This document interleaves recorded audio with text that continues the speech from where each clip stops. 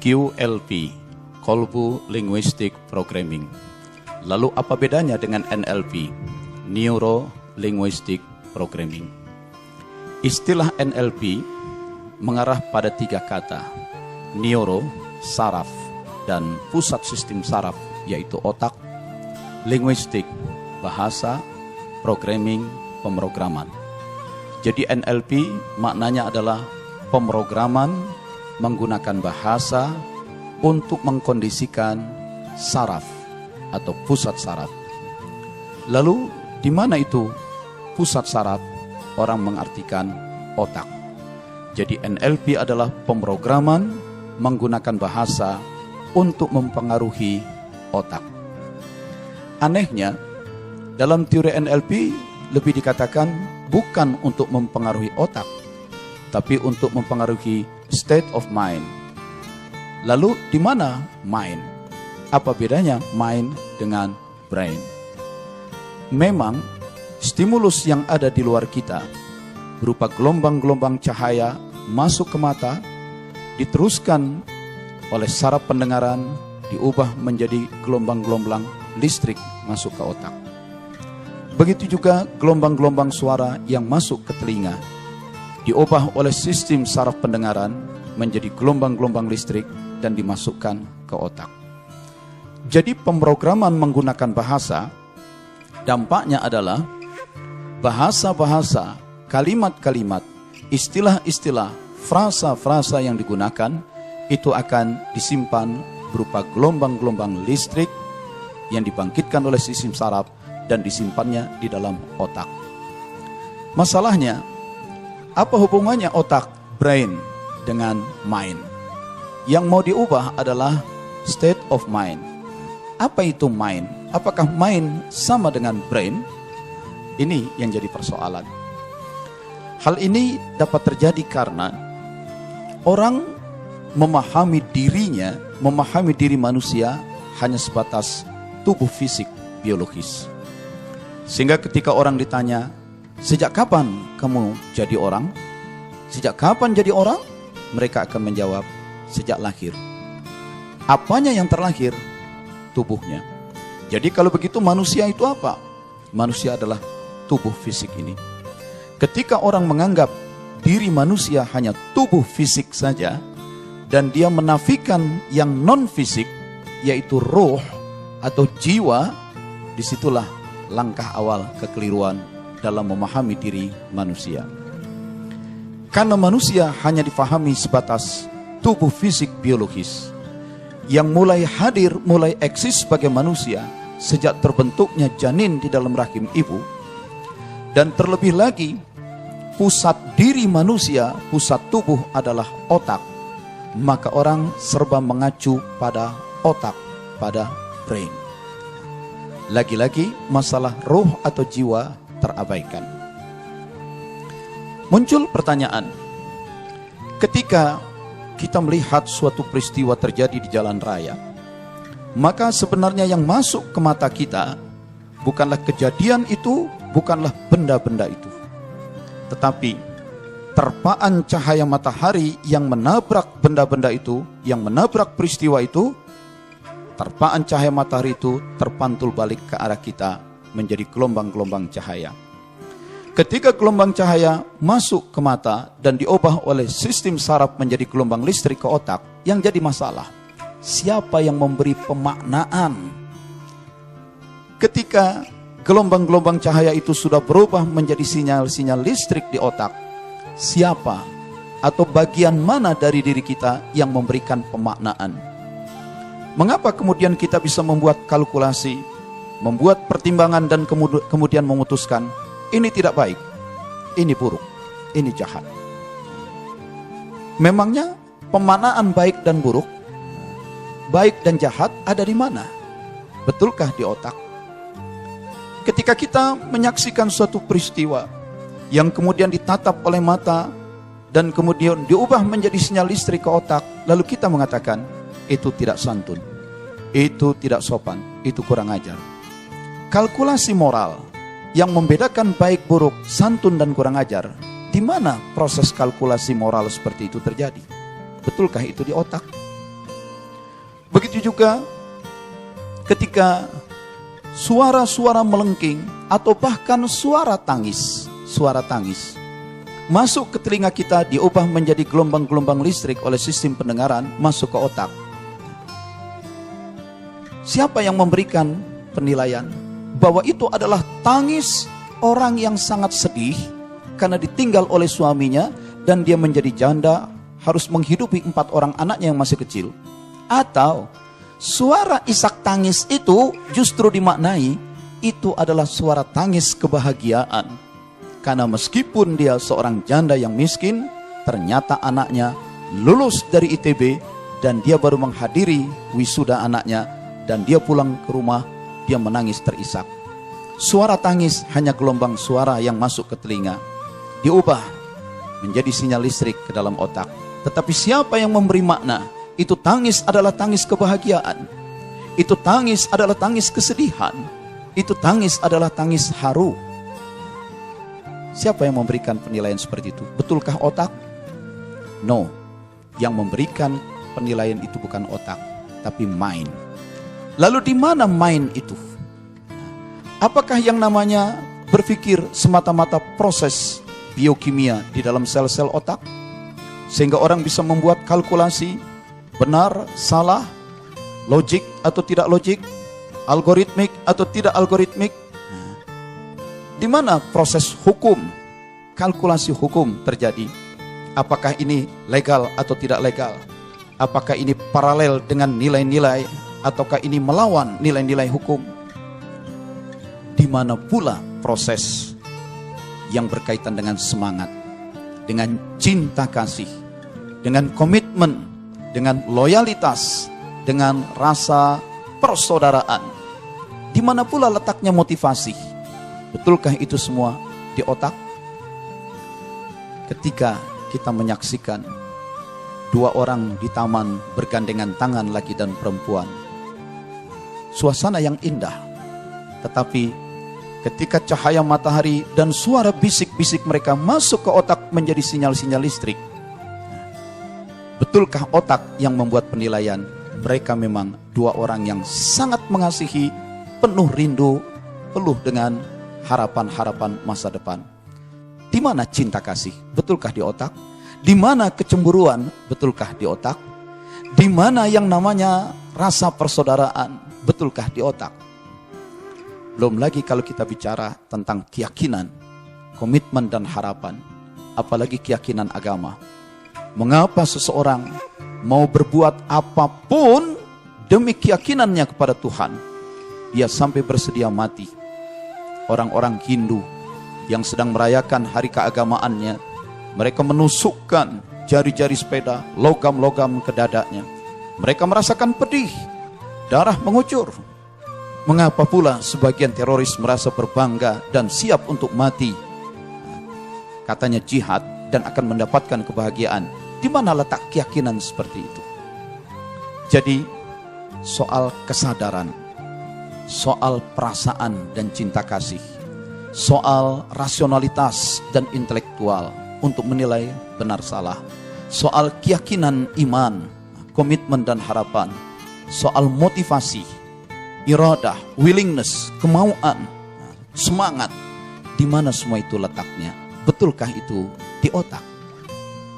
Ini pertanyaannya. Dan ternyata sekarang temuan-temuan terbaru dalam bidang neurologi mengatakan no, semua itu bukan di otak. Kesadaran bukan di otak, perasaan cinta kasih bukan di otak, intelektualitas, kemampuan untuk menilai benar salah, melihat logik atau tidak logik sebuah proses kausalitas, keyakinan, komitmen dan harapan, kemudian kemauan, semangat dan motivasi, bahkan yang menarik, memori, ingatan pun itu ternyata bukan di otak. Lalu kalau bukan di otak, di mana? Kembali pada pertanyaannya, yang paling mendasar harus kita tanyakan, betulkah manusia semata-mata tubuh fisik biologis dan pusatnya tubuh hanyalah otak atau brain? Atau sebenarnya ada dimensi lain dari kemanusiaan ini? Kalau kita pelajari pemikiran-pemikiran kuno, filosof-filosof Yunani seperti Socrates, Aristoteles, Plato, dan lain-lain, bahkan dalam buku-buku dan tulisan-tulisan mereka mengatakan, esensi kemanusiaan bukan terletak pada tubuh fisik biologis. Tubuh ini hanya cangkang, hanya casing. Hakikat dan esensi kemanusiaan terletak pada psihe, pada jiwa, pada ruh. Begitu juga semua agama. Judaism, agama Yahudi, Katolik, Hindu, Buddha, Kristen Protestan, bahkan apalagi Islam pun lebih menekankan manusia bukan tubuh fisik, tapi manusia adalah ruh, jiwa. Bahkan ruh itu, jiwa itu sebenarnya bukan sesuatu yang berasal dari bumi ini, dari tanah ini. Tubuh fisik berasal dari tanah, dari bumi, tetapi ruh berasal dari luar sana. Semua agama tentu bertumpu pada Tuhan, dan manusia adalah roh dari Tuhan. Islam dalam Quran mengatakan wa nafakhtu fihi min ruhi, lalu kutiupkan ke dalamnya sebagian dari rohku. Maka roh manusia adalah roh yang berasal dari Tuhan, roh milik Tuhan. Dalam beberapa keyakinan agama dikenal teori emanasi, bahwa Tuhan yang spiritual itu, spiritualitas Tuhan mengalami emanasi, memancar menjadi roh manusia, sehingga roh manusia adalah bagian dari roh Tuhan, dari jiwa Tuhan yang memancar ke muka bumi. Bagi orang yang memahami manusia adalah tubuh fisik belaka, mereka menyepelekan, mereka lalai dan lengah dari keberadaan ruh, keberadaan jiwa. Mereka hanya bertumpu manusia pada tubuhnya saja, dan tubuh manusia pusatnya adalah otak. Tetapi sebenarnya hakikat manusia adalah ruh, jiwa. Dan ruh manusia bukanlah ruh yang lonely, bukanlah ruh yang diturunkan ke muka bumi dalam kesepian, dalam kesendirian.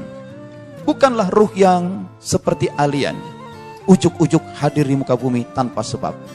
No, ruh manusia adalah ruh yang berasal dari ruh tertinggi, dari spiritualitas tertinggi yang agama menyebutnya Tuhan. Maka ketika jiwa manusia yang bersumber berasal dari Tuhan itu hadir di muka bumi, kehadiran manusia sebenarnya terus connected, memiliki ketersambungan dengan Dia yang Maha Kuasa. Bagi orang yang tidak percaya dengan ruh, tentu tidak bisa memahami adanya connection, adanya connectedness, adanya ketersambungan, keterhubungan antara manusia dengan the supreme being, dengan keberadaan, dengan hakikat, dengan realitas tertinggi yang agama menyebutnya Tuhan. Dan mereka menganggap manusia hanya tubuh, dan tubuh ini tidak terhubung dengan manapun. Manusia adalah manusia yang hidup sebagai alien, manusia yang hidup dalam keterasingan. Ini problem-problem yang sulit dijawab oleh NLP. Oleh sebab itu, seringkali dalam terapi-terapi NLP, berbagai macam penggunaan istilah, kalimat, frasa, bahasa digunakan untuk memprogram, tapi hanya diyakini sampai ke otak saja. Ternyata dia tidak bisa memberikan, menembus sesuatu yang di luar dari otak. Sebenarnya pemahaman manusia, sumber pusat kemanusiaan hanya otak, itu adalah pemahaman yang sangat materialistik, mekanistik, menafikan adanya ruh, menafikan adanya jiwa, bahkan menafikan adanya keterhubungan, ketersambungan manusia dengan spiritualitas tertinggi, dengan the supreme being itu. Ini pandangan yang menganggap manusia hidup alone, hidup lonely dalam kesendirian di muka bumi. Karena itulah banyak manusia mengalami problem-problem stres, problem anxiety, cemas, takut dan penuh kekhawatiran, mengalami problem alienation, keterasingan, dan ujung-ujungnya sulit mendapatkan kebahagiaan meskipun sudah mendapatkan terapi NLP berulang-ulang, karena NLP hanya merujuk dan mengacu pada otak, pada brain. QLP memberikan tawaran dari perspektif yang berbeda. Manusia tidak dilihat semata berupa tubuh fisik biologis yang pusatnya adalah otak. Manusia adalah roh, manusia adalah spiritual, manusia adalah jiwa yang ketika roh itu dihadirkan masuk ke dalam tubuh, roh itu menyatu dengan tubuh. Di balik tubuh fisik seperti ini, di dalamnya ada roh. Dan roh memiliki inti, roh atau jiwa memiliki inti. Inti dari roh itu yang dalam bahasa Arab disebut qalbu. Dalam bahasa Jawa disebut manah. Bahasa Sunda menyebutnya juga manah. Berasal dari bahasa Sanskerta, manas. Jadi orang-orang dulu sudah memahami manusia adalah spiritual, jiwa, roh, dan pusat dari jiwa adalah manah. Manas kata bahasa Sanskerta. Dan bahasa Inggris menyebutnya mind. In your mind, in our mind. Dan mind bukan brain. Bahasa Latin menyebutnya sebagai men, atau dari bahasa Yunani menos. Itu. Bahasa Indonesia menyebutnya hati nurani. Manusia adalah makhluk spiritual, makhluk rohaniah yang dihadirkan masuk ke dalam tubuh. Rohnya, jiwanya menyatu dengan tubuh. Pusatnya roh, yaitu kolbu, manah, mind, itu bersambung dengan tubuh manusia. Beberapa ahli neuroscience sekarang sudah mulai bergeser. Sesungguhnya pusat kecerdasan, bahkan memori, bukanlah brain, otak, tapi mind. Dan mereka menyebutnya sebagai the second brain, otak kedua. Kalau ini the first brain, otak pertama, lalu di mana the second brain? That's your heart. Itulah heart kamu. Apa itu heart? Kita lihat dalam kamus-kamus bahasa Inggris dijelaskan bahwa heart itu ada dua makna. Secara fisik, heart itu bermakna organ tubuh yang tugasnya mengisap dan memompa darah. Dia berongga, memiliki ruang tabung dan banyak mengandung otot, mengisap dan memompa darah. Heart di sini adalah jantung. Sehingga orang yang terkena serangan jantung disebut terkena heart attack. Tetapi juga ada heart makna kedua. Heart itu adalah the core of your spiritual. Inti dari spiritualitas kamu. Inti daripada jiwa. Yang di situ ada cinta dan kasih sayang. Yang seorang kekasih berkata kepada kekasihnya yang lain, you are always in my heart. Bukan berarti kamu di dalam jantungku. Bukan. Ada heart yang spiritual. Ada orang yang bisa sakit. Nah, ini heart yang kedua. Inilah yang disebut dengan kolbu dalam bahasa Arabnya. Dalam bahasa Arab pun memang kolbu punya makna dua. Ada kolbu berupa fisik. Yang dalam hadis dikatakan, wa inna fil jasadi mudghah, sesungguhnya di dalam jasad, di dalam tubuh manusia ada segumpal daging yang kalau dia sehat seluruh tubuh akan sehat, yang kalau gumpalan daging itu rusak seluruh tubuh akan rusak. Ala wahyal qalbu, gumpalan daging itu adalah kolbu. Kolbu yang gumpalan daging ini adalah jantung. Ad-doktor fil qalb, kalau kita baca di media-media Arab, media-media koran-koran Arab, ad-doktor fil qalb, dokter kolbu, dokter spesialis jantung. Tetapi ada makna kolbu yang kedua. Yang dalam hadis riwayat Ibnu Majah dikatakan, innal mu'min, orang beriman itu iza aznaba kanat nuktatun sauda fi qalbihi. Orang-orang yang berbuat jahat akan terbentuklah bercak-bercak hitam di dalam kolbunya. Dusta, khianat, iri, dendam, dengki, kejahatan-kejahatan menyebabkan kolbu menjadi hitam. Dan itu bukan kolbu fisik, jantung. Percayalah, jantung orang baik, jantung penjahat, jantung koruptor, jantung orang yang banyak mencelakakan orang, jantungnya secara fisik warnanya sama. Tetapi kolbu yang dimaksud, dia menjadi hitam karena banyaknya dosa, ini kolbu yang non fisik, bukan kolbu jantung. Inilah kolbu yang bahasa Indonesianya hati nurani. Bahasa Jawa dan Sunda menyebutnya manah. Itulah yang bahasa Inggris menyebutnya mind. Yang Malaysia menerjemahkan mind dengan minda. Jadi manusia bukan semata tubuh fisik biologis. Manusia adalah spiritual, roh atau jiwa yang masuk dan menyatu di dalam tubuh. Dan pusatnya roh adalah hati nurani, kolbu yang rohani, mind, heart yang non fisik. Dan itu bukan otak. Dan para ahli neurologi sekarang sudah mengatakan the second brain in your heart. Disitulah cinta kasih, disitulah semangat dan optimisme, disitulah keyakinan dan komitmen, disitulah kemauan, kesadaran, dan memori. Kalau dalam agama lebih jelas lagi.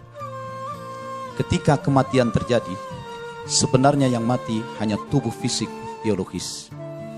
Kematian adalah ketika tubuh ini kehabisan bioenergi, kehabisan energi biologisnya, kehabisan nyawa. Dan nyawa bukan jiwa. Ketika bioenergi, energi fisik habis, tubuh mengalami kematian. Berhentilah fungsi-fungsi biologis pada tubuh. Berhentilah proses metabolisme di dalam sel. Berhentilah aliran darah. Dan kemudian tubuh mengalami proses nekrotisasi, pelelehan yang membusuk dan terurai. Dan kemudian musnah. Tetapi bukan berarti dengan itu semua manusia musnah. Karena yang mati adalah tubuh, yang terurai membusuk, meleleh adalah tubuh, yang kemudian musnah menyatu tanah adalah tubuh. Si manusianya yang hakiki, yang roh, dia tetap eksis. Dia dibawa ke alam lain. Adalah keliru menganggap manusia semata-mata tubuh biologis dan pusatnya tubuh adalah otak. No, manusia adalah roh. Roh dari Tuhan dimasukkan ke dalam tubuh. Dan tubuh, cangkang, casing boleh mati, hancur dan rusak. Si manusia rohaniah tetap eksis dan melanjutkan kehidupan berikutnya. Pandangan seperti ini akan membuat orang menjadi tidak takut dengan kematian.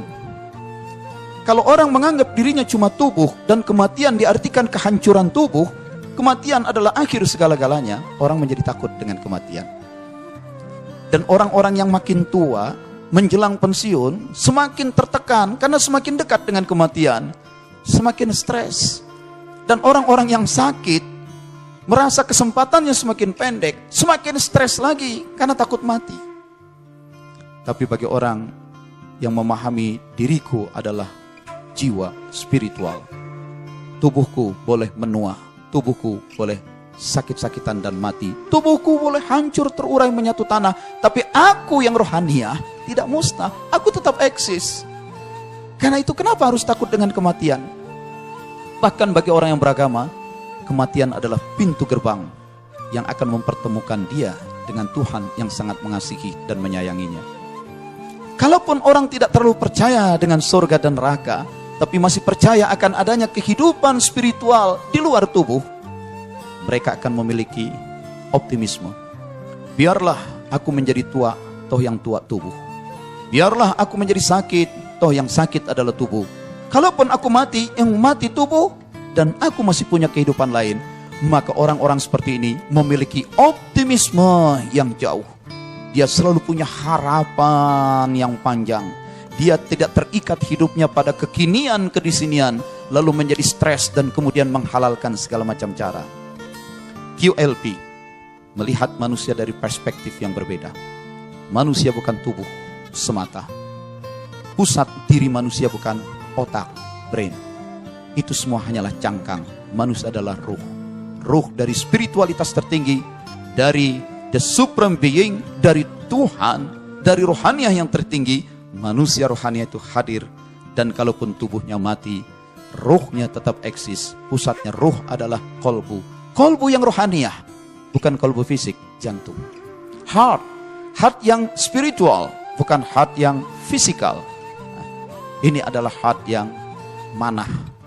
Dan QLP lebih membidik pada manah, pada kolbu itu, bukan pada brain atau otak. Ada sebuah buku yang menarik, ditulis oleh Sharon Beckley. Kumpulan dari hasil seminar yang diikuti oleh puluhan ahli neurologi, neuroscience, dan psikolog. Judulnya Train Your Mind, Change Your Brain. Latihlah kamu punya mind, hati nurani, kolbu, dan ubahlah otakmu. Train your mind, change your brain. Jadi otak bisa berubah. Selama puluhan tahun lalu, karena terpengaruh oleh statement seorang ahli kedokteran, penerima Nobel, yang mengatakan bahwa otak manusia bersifat tetap dan menetap.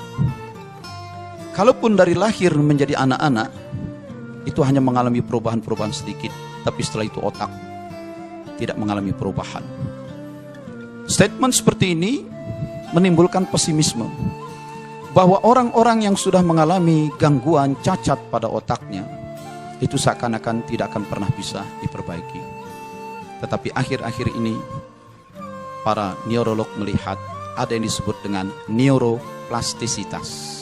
Neuroplasticity, bahwa otak manusia memiliki kelenturan, plasticity, dan otak masih mungkin berubah. Apakah areanya, apakah korteksnya, apakah hubungan-hubungan antar ujung-ujung sarafnya, pembentukan sinaps baru, dan lain-lain. Lalu dari mana perubahan itu bisa datang? Ternyata perubahan pada otak bisa datang dari luar, dengan stimulus berupa gelombang-gelombang cahaya, gelombang suara, aroma, dan rabaan. Tapi juga otak pun bisa berubah dari dalam.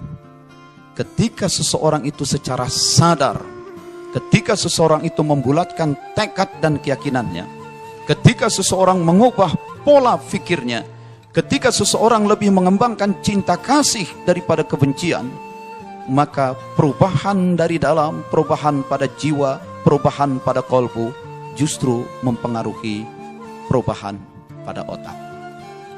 Jadi di sini sudah muncul satu bentuk pengakuan. Sesungguhnya otak hanya berfungsi sebagai reseptor. Dia menerima sinyal-sinyal listrik dari saraf yang dikirim oleh panca indera, dan otak menerima sinyal listrik itu, tapi otak tidak memproses. Semua direfleksikan ke kolbu, ke hati nurani. Hati nuranilah yang memproses. The main processor, pemroses utama adalah mind, kolbu, hati nurani atau mana. Disitulah terjadi kalkulasi moral, disitulah terjadi perhitungan-perhitungan intelektual, disitulah terjadi pertimbangan-pertimbangan estetika dan motivasional. Juga termasuk adalah pertimbangan keyakinan. Setelah diproses oleh kolbu, dibuatlah keputusan. Keputusan dari hati nurani, dari kolbu, dari the second brain itu dikirim ke otak. Dan kali ini otak memproses keputusan itu menjadi serangkaian perintah-perintah. Dan otak kemudian membangun gelombang-gelombang listrik, sinyal-sinyal listrik tertentu yang dikirim ke sistem saraf dan dikirim pula ke otot, lalu otot menggerakkan tubuh. Jadi pada tahap kedua ini otak bertindak sebagai controller. Dia menerima serangkaian perintah dari kolbu, dan otaklah yang mengendalikan pembentukan gelombang listrik, membentuk sistem enzim dan hormon, semua dikirim kepada sistem saraf, dan saraf menggerakkan organ-organ tubuh. Otak menerima sinyal-sinyal dari luar sebagai reseptor, dan otak kemudian menerima keputusan dari kolbu, dan otak mengendalikannya sebagai pusat kendali sistem motorik. Otak adalah punya sistem sensorik dan otak punya sistem motorik. Tetapi the main processor bukan otak. Pemproses utamanya itu adalah kolbu atau hati nurani. Fungsi otak kalau dalam komputer seperti interface untuk input dan output.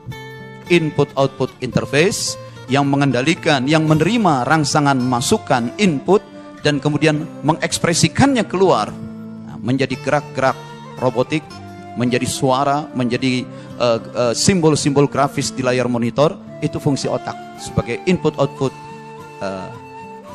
interface, input-output interface. Sedangkan prosesor bahkan memori tetap ada di dalam kolbu atau hati nurani. Itu sebabnya Stephen Covey, penulis buku yang terkenal The 7 Habits of Highly Effective People, pun katakan, dengan 7 habit Anda menjadi manusia yang efektif, eksekutif yang sukses. Tapi untuk menjadi manusia besar, maka judul bukunya adalah From Effectiveness to Greatness. Untuk menjadi orang besar, menjadi manusia yang sesungguhnya, Anda harus tambah dengan habit yang ke-8. Find your inner voice. Jadilah orang yang dapat menemukan, yang mampu menemukan inner voice, suara inner. Dan itu adalah suara mind, suara kolbu, suara hati nurani, suara jiwa, bukan brain. QLP selain menegaskan kolbu, hati nurani, manah sebagai the main processor, inti dari hakikat kemanusiaan, dengan tidak menafikan fungsi otak sebagai receiver, sebagai reseptor, sebagai controller, ya, QLP selain menggeser pemahaman bahwa kolbulah pusat segala-galanya, QLP juga menekankan bahwa kehadiran manusia di muka bumi memiliki connectedness, keterhubungan dengan Dia.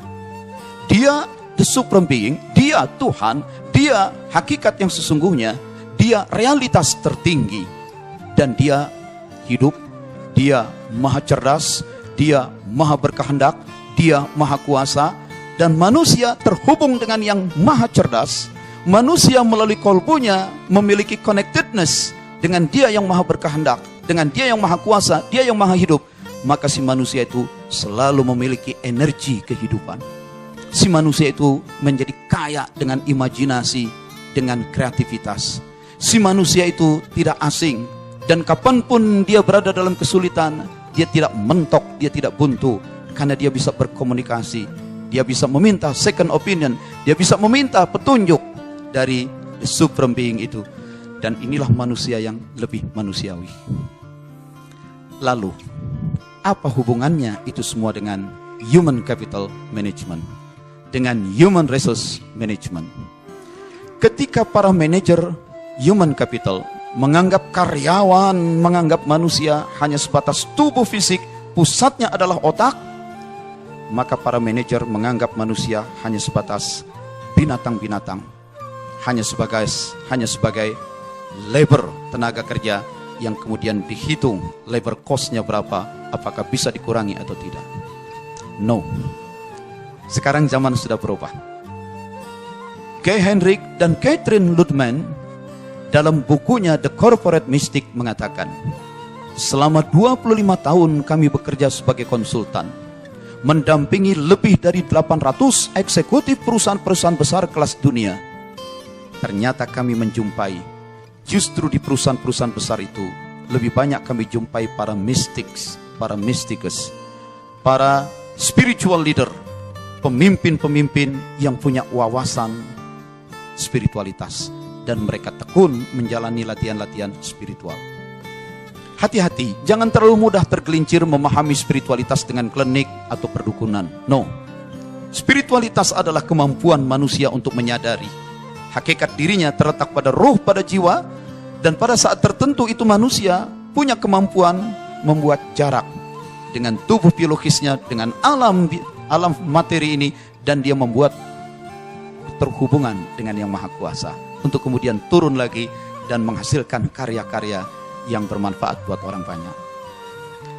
Jadi sekarang pun di mana-mana di seluruh dunia orang semakin menyadari bahwa yang namanya spiritualitas itulah esensi kemanusiaan. Sumber daya manusia, human capital, bukan semata-mata fisik. Beberapa perusahaan besar sudah mulai membentuk unit yang disebut SCM, Spiritual Capital Management.